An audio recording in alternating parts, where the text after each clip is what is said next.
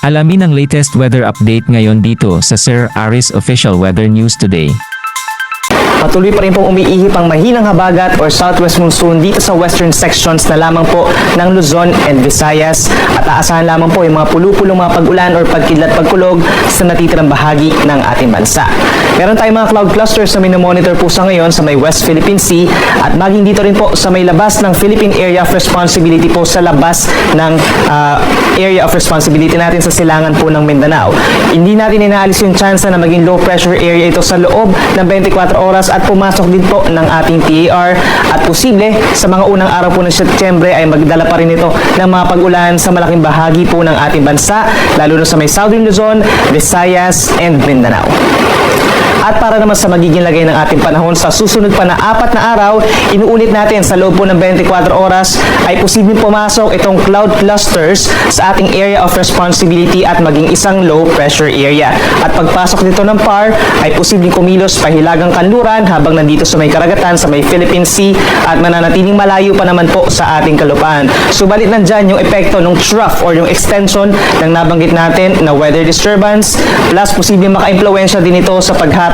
ng southwest monsoon habagat dito sa mga area sa kabilang banda ng ating bansa. So by tomorrow, araw po ng Sabado, posible ang mga paulan dito sa may eastern side dahil doon sa trough lalo na po sa hapon sa may Samar provinces, Caraga region at mga areas po sa may Davao region lalo ng Davao Oriental and Davao de Oro. So mag-ingat po sa mga magiging pag-ulan dyan na maaaring magdulot ng mga baha at landslides habang ang southwest monsoon mananatiling medyo mahina pa rin po at magdadala ng pag-ulan sa may Palawan at bahagi ng Zamboanga Peninsula, Bangsamoro Region, and Soksadyan lalo na po bukas ng hapon hanggang sa gabi.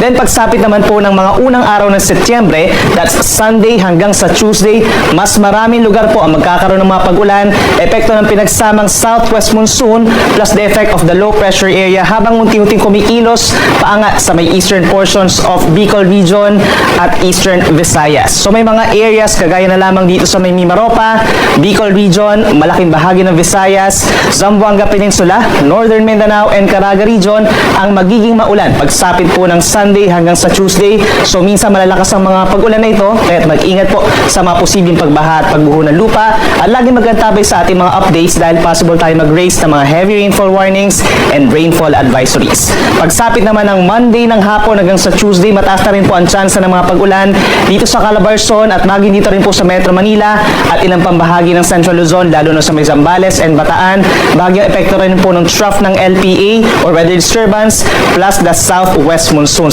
Kung kaya